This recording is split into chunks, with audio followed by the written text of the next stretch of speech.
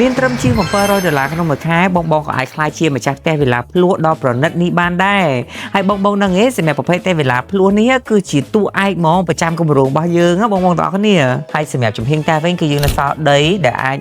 ងាយស្រួលក្នុងការបងដាំធ្វើជាសួនច្បារដាំបន្លែឬក៏អាចទៅធ្វើអ្វីទៅតាមចំណង់ចំណូលចិត្តរបស់បងទាំងអស់គ្នាថែមទៀតណាសម្រាប់ផ្ទះនេះផ្ទាល់ហ្មងគឺបានចំណតឡានទំហំធំទលេខ្លាំងមែនតើចតឡានបានរហូតដល់2គ្រឿងអស់បងចូលមកមើលខាងក្នុងមកខ្ញុំទាំងអស់គ្នាថាស្រស់ស្អាតប៉ុណ្ណាគាត់ទៅចូលមកដល់ផ្ទះនេះភ្លាមវាអារម្មណ៍ថាស្រស់ស្រាយខ្លាំងមែនតើហ្មងបងទាំងអស់គ្នា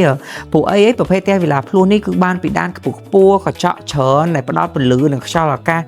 ចេញចូលបានគ្រប់គ្រាន់ហើយមានអារម្មណ៍ថាការរស់នៅគឺ modern ខ្លាំងមែនតើហ្មងហើយបើសិនជាកន្លែងញ៉ាំបាយវិញគឺមានកញ្ចក់ខ្ពស់ស្រឡះពីដានមានកម្ពស់បានរហូតដល់6ម៉ែត្រ3ការរស់នៅផ្ទះនេះគឺផ្សារភ្ជាប់មួយធម្មជាតិតែម្ដងហើយបើនិយាយពីផ្ទះបាយវិញគឺមានទំហំធំទលាយធានាថាបងស្រីធ្វើម្ហូបអត់មានអារម្មណ៍ថាធុញទេ